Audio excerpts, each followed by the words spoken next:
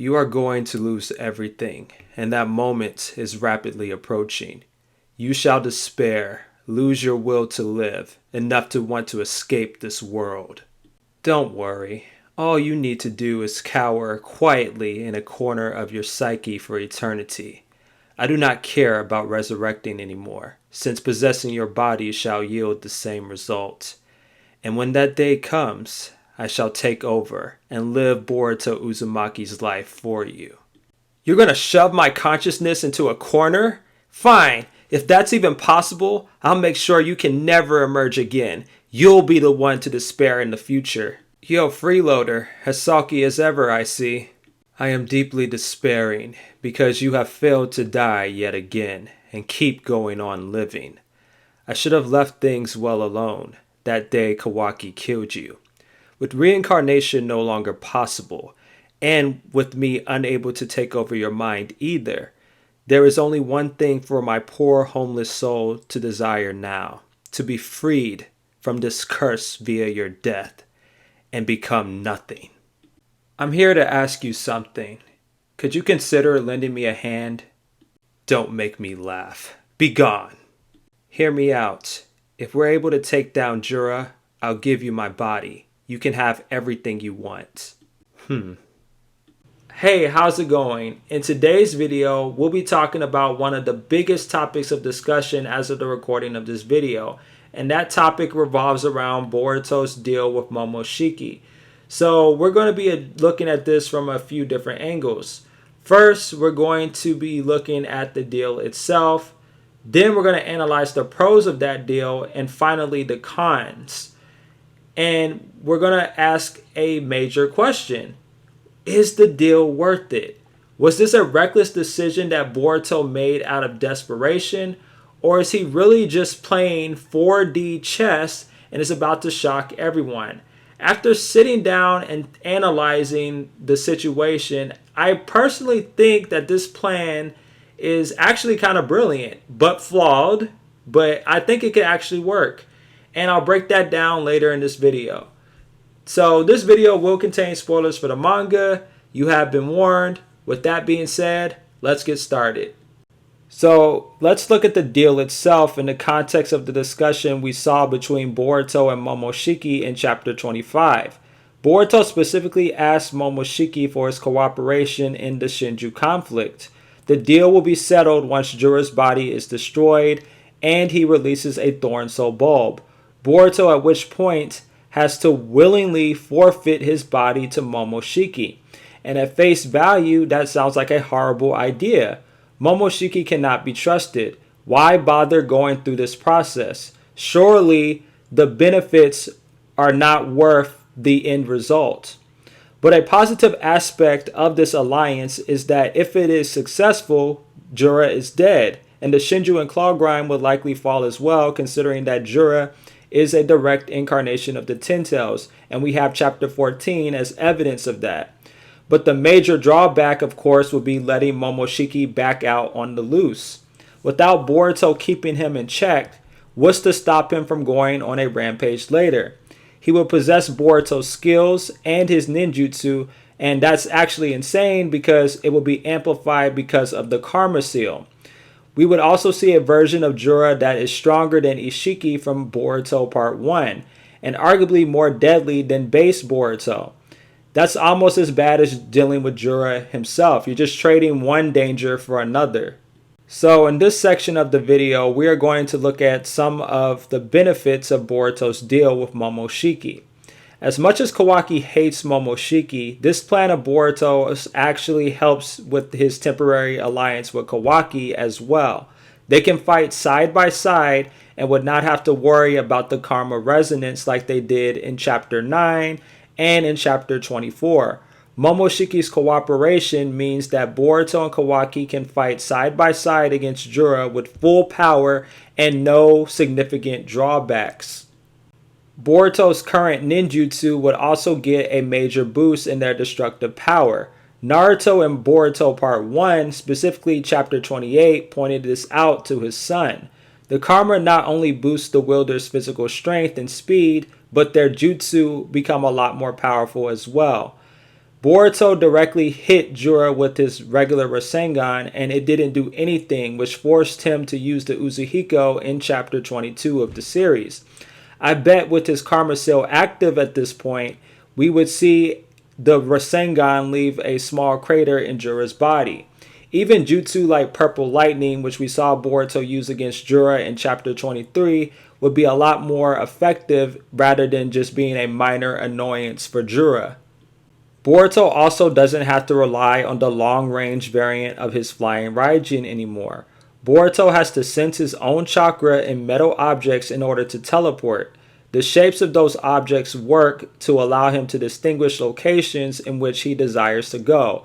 So the purpose of the different shapes is to prevent random teleportation. He always knows where he's going to end up. A major drawback that we learned from this jutsu in chapter 16, which was later reiterated in chapter 23, is that the further the object is away from Boruto, the more concentration he needs to locate it. And with an enemy actively trying to kill you, it makes long-range travel with the Flying Raijin virtually impossible.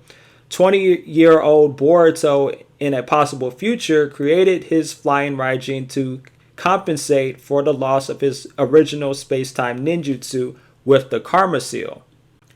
With the Karma Seal active again, that gives him direct access to a secondary space-time ninjutsu. As Koji stated in chapter 16, Boruto as a kid could only use it in small bursts, either when his emotions were high or he had someone else like Kawaki contributing to that factor. But with Momoshiki's cooperation and Boruto's maturity as an Otsutsuki who also happens to be a shinobi, I don't see why he couldn't just do this at will now. So Boruto basically has the best of both worlds after his deal with Momoshiki.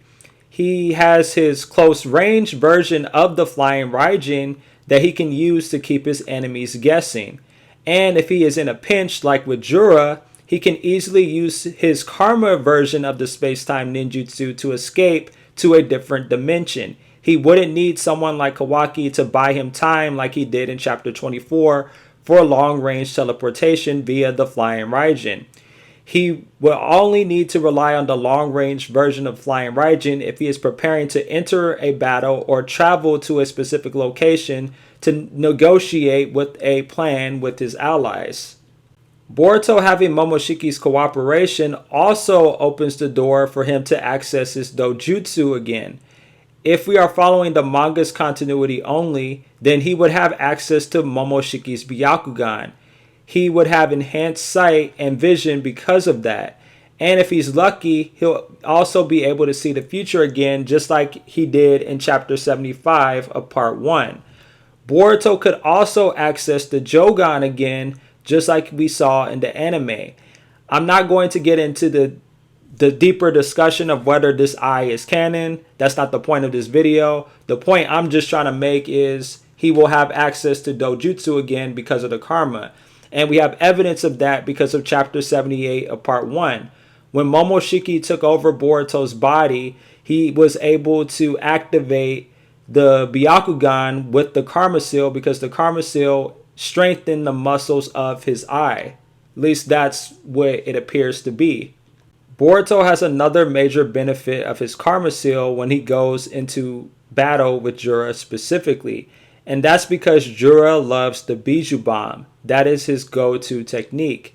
But the Bijou Bomb in reality is just a concentrated orb of chakra, which the Rasengan is based off of. Meaning Boruto could absorb it with his Karma Seal instead of wasting his chakra with the Flying Raijin. This would make his moves a lot more unpredictable to Jura, because we have to keep in mind, Jura in chapter 23 was figuring out Boruto's pattern of movement with the Flying Raijin. So this would catch Jura off guard, and it would also keep Jura guessing. Is he going to absorb my Bijou Bomb, or is he just going to teleport away from it? That gives Boruto the element of surprise. So Jura is definitely going to have a bigger challenge on his hands when Boruto once again steps up to fight him. And this is why Boruto would think the deal is worth it with Momoshiki, because Boruto would basically be a walking counter to a lot of the things that makes Jura a deadly opponent for him specifically. So let's now address the major con of this decision. If we look at it at face value, with Jura dead, Boruto is really just switching one major enemy for another. Momoshiki would be weaker than Jura, but it wouldn't matter if he's basically stronger than Boruto, who is literally the strongest shinobi alive. This version of Momoshiki will be far more powerful than he ever was in his original body. And with Boruto taking a back seat, then Kawaki basically saying that Boruto is a dangerous Otsutsuki who could run amok at any time becomes true. Some could argue that Boruto wants Kawaki to kill him and Momoshiki when it's all said and done. And I do believe that is a strong possibility considering their conversation in chapter 15. So here's my take. I believe that just like the conversation we saw between Boruto and Kawaki in chapter 15, the conversation between Momoshiki and Boruto was also cut off early before we got the full context of the plan. In chapter 15, Boruto and Kawaki formed a temporary alliance to defeat the Shinju, with Kawaki making it clear that after the Divine Tree people are dead, that he would make sure that he and Boruto died as well. And we basically thought that was it at the time. The conversation was cut off at the literal end of the chapter. However, we learned in chapter 24 that the conversation did in fact continue, and Boruto informed Kawaki about the Hidden Sand Village mission and the escape plan from Jura. And I believe that this same thing happened between Boruto and Momoshiki in chapter 25. We just heard the proposal aspect of the alliance without the full conditions of the deal being made clear. Chapter 26, which is the most recent chapter as of the recording of this video, confirms that Momoshiki agreed to the deal with Boruto. Kashin Koji himself does not know the full details of the deal, and he likely only saw Boruto using the karma again in a possible future in chapter 23 when he received updates with prescience. Boruto being a singularity makes it hard for Kashin Koji to predict his next moves. Boruto's own words confirm that he will keep his end of the bargain with Momoshiki, but he keeps it vague on what that deal actually is. Momoshiki is not an idiot. I'm sure he would ask Boruto for a realistic outline for this plan working out between the both of them. Why would Boruto just give up his body to him just like that? Even with Jura dead, that doesn't really make a lot of sense. I could imagine Momoshiki confronted Boruto with the following statement. Who's to say you're not lying to me, and once Jura is dead, you won't just shove me back into the corner of your subconscious mind? That is a realistic concern Momoshiki would have. But because the deal was confirmed to be made, Boruto's plan had to have made a lot of sense for Momoshiki to accept it. And I believe Boruto's plan for Momoshiki was actually foreshadowed all the way back in Boruto Part 1. In chapter 56 of Part 1, Boruto was on top of the Hokage monument and was soaking at the idea of knowing that Momoshiki was going to erase his existence and revive inside of his body. Kawaki pointed out that both of them at the time were about 80% Otsutsuki, and that it was only a matter of time before Boruto's karma extraction process would be completed. And here's where things get a little bit interesting. Kawaki makes a suggestion that Boruto himself did not think about. Why not prepare your own vessel? Theoretically speaking, if Boruto is an Otsutsuki, then his soul could also revive inside of a karma seal that was planted on someone else. If Kawaki's theory is correct, then Momoshiki would revive inside of Boruto, but Boruto himself would be saved outside of his original body. Kawaki's idea separates his adopted brother from his mortal enemy. Boruto was shocked by the idea and was not comfortable with sacrificing someone for the sake of his own prosperity, which aligns with his humanitarian values. Kawaki, on the other hand, was leading more towards a utilitarian mindset, but he still wanted to satisfy his humanitarian younger brother and said that he had someone in particular in mind to become Boruto's vessel, and that was Code. Code was the only other person who survived Ishiki's karma seal process, meaning that in theory, he was compatible. He is also an awful person, no better than Ishiki from Kawaki's point of view. So Boruto would not be sacrificing an innocent person in Kawaki's eyes. Amato in chapter 59 actually agreed that Kawaki's idea was not bad in theory. Boruto gets saved, Momoshiki is a separate entity again, and Code gets erased. Even though Amato was serving his own agenda at the time and was likely being deceptive a little bit, he pointed out that Code already had an imperfect karma seal, so it would be highly questionable if he could be planted with a second karma. But Amato wanted Kawaki to serve his own agenda. He wanted Kawaki to reawaken his karma and likely set up Code to be the catalyst for that eventually happening. He got what he wanted in chapter 66 of part 1. Kawaki's mind shifted from trying to save Boruto to him reawakening his karma seal and desiring to kill Code and Boruto. He abandoned his original plan. Notice how Amato never once said in the chapter that it was impossible. He couldn't because it likely wasn't impossible. It's just that it wouldn't have served his agenda for Kawaki awakening his karma seal again. Code's white karma does not house an Otsutsuki soul, meaning that Boruto's soul, in theory, could reside in a separate karma seal with no issues or competition of another Otsutsuki trying to do the same thing.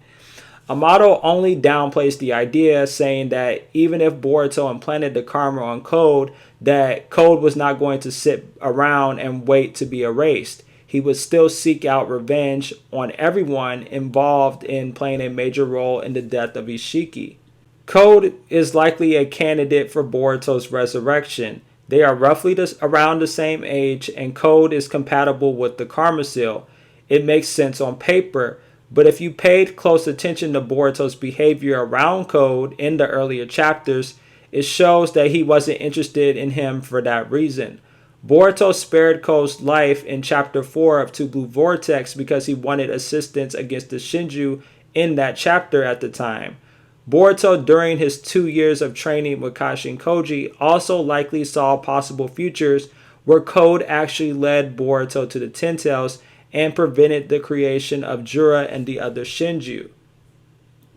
So if I were to make an educated guess, Boruto is not interested in reviving himself inside of Code at all. He would likely want Code's assistance in the future when dealing with the Shinju, especially if Code learns that Boruto and Kawaki switch places, but only time would tell. Boruto would also have an arguably worse body if he decided to use Code as a vessel, because Code lost his hand against Jura in chapter 15 of Two Blue Vortex, which he would likely already know about because of Kashin Koji's prescience about Code's future in great detail. Boruto, also being a humanitarian, likely wouldn't want to sacrifice Code because he understands that Code was manipulated by several characters throughout the series. He was manipulated by Amato, Ishiki, Ada's omnipotence, and now currently the Shinju to do their bidding in finding the accomplice that is associated with Boruto. Even though Code is responsible for his own actions, Koji may have indirectly shown Boruto the tragedy of Code's life, so that would make Boruto merciful towards Code. I think what would make Momoshiki take the deal with Boruto is the other potential vessel candidate that Boruto would have in mind, and that vessel would be Delta's cloned body that we saw in chapter 18 of Two Blue Vortex. And it would make sense on why Boruto would seek out this body over Code specifically. Hear me out. So let's analyze why this body existed in the first place. Amato explained in chapter 18 to Kawaki that this body is not Delta, that it was merely a soulless vessel that Amato desired Kawaki to implant a karma seal on. This tells us a few things. This body is not taking away someone else's autonomy. It's a free body that a soul can inhabit. And I could see Boruto favoring this over reviving in someone else like Code. Boruto telling Kawaki about Amato's limiters wasn't just about making him stronger or even distracting Jura from chapter 24 so that Boruto could escape. It was also to make Kawaki more aware of Amato's plan.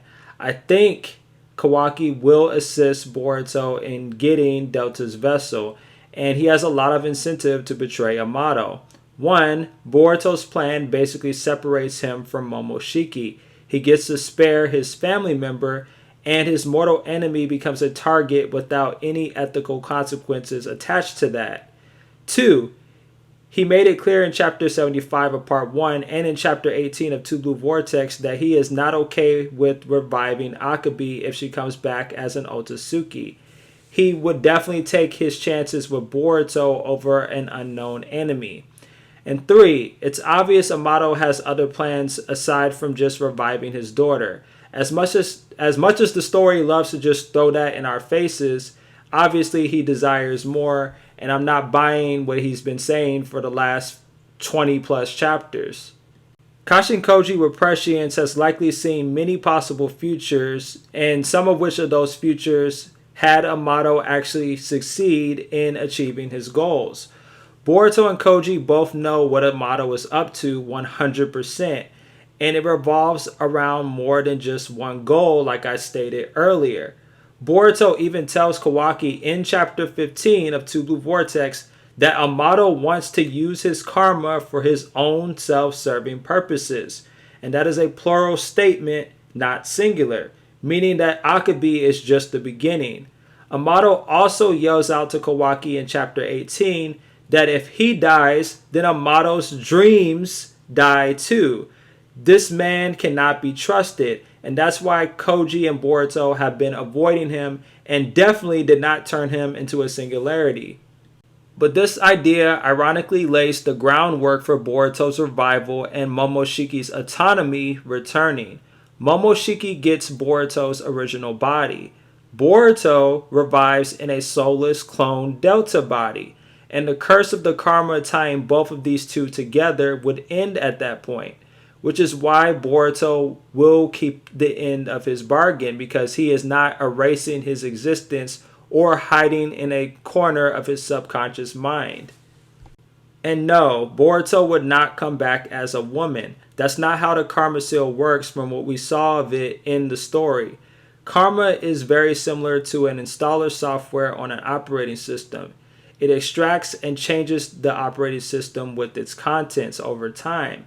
And in the karma seal's case, it erases the original person altogether so that the Otsutsuki can exist again.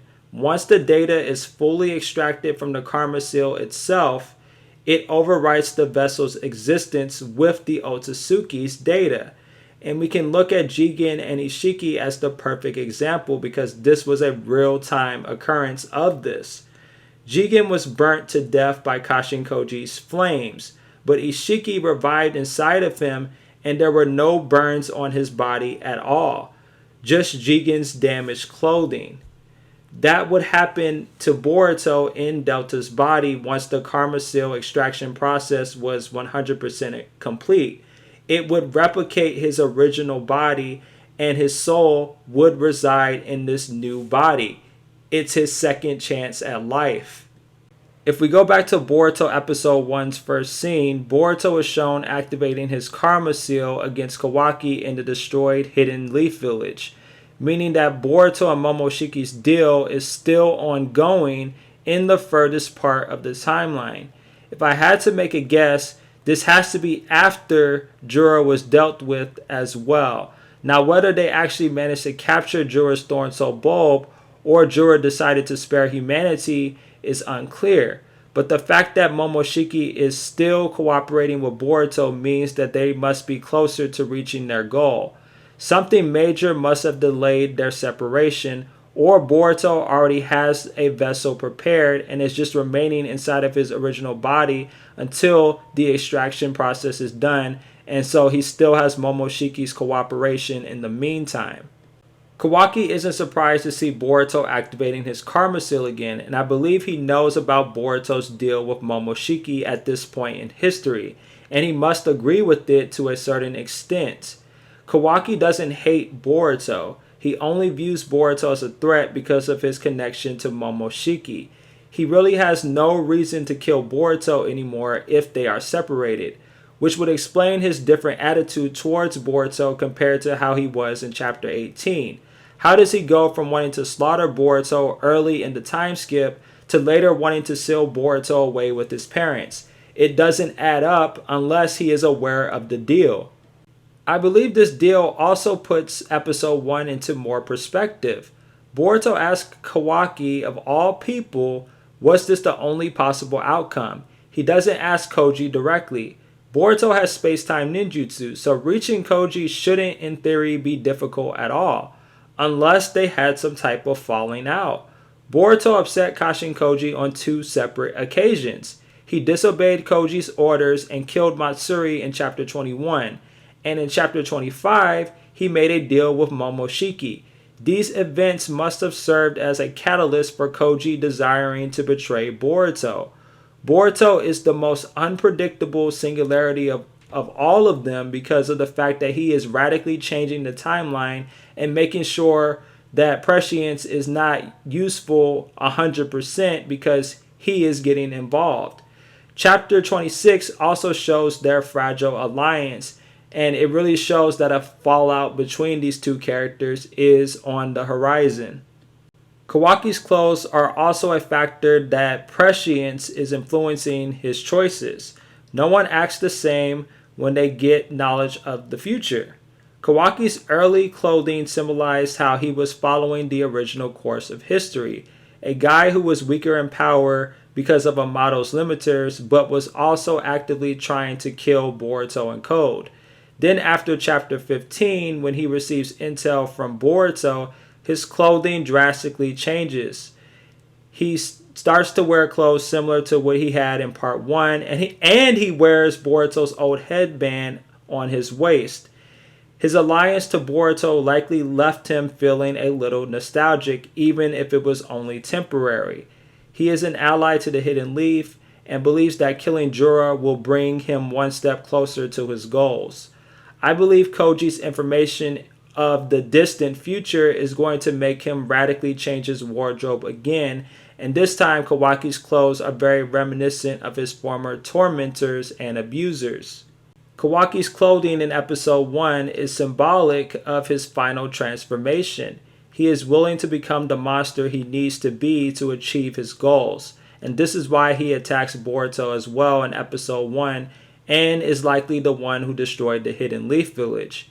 He is wearing clothes very similar to his biological father. He wears a scarf around his neck, which is very reminiscent of Code's clothing, and it's around an area of his body which Code had choked him as a child. He also holds Jigen's rod. He has taken up their brutal methods and has basically hardened his soul to ensure that his perception of a brighter future emerges. Yep, that's right. I actually believe Kashin Koji was the one who sent Kawaki to destroy the Hidden Leaf Village and likely the other 4 great nations as well. Unlike with Boruto, Kawaki would rationalize sacrifice as being something for a greater good. Neither character would rationalize mass genocide, but Kashin Koji and Kawaki would be willing to destroy a system if it meant prosperity for the majority of characters in the world.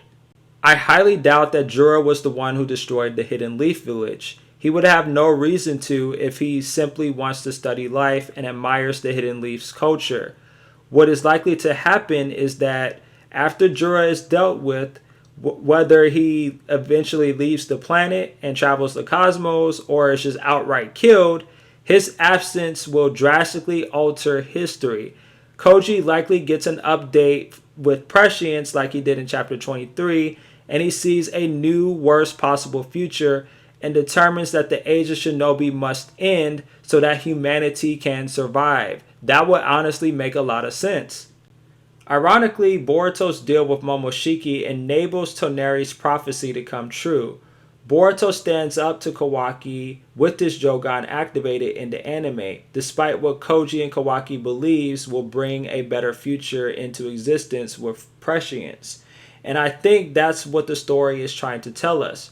Prescience has its benefits, but if the world wants a real chance, the people should have full autonomy and make their own decisions. even if it means losing how things are supposed to go. Boruto's deal with Momoshiki is symbolic of him changing his fates and opening the door for new possible futures.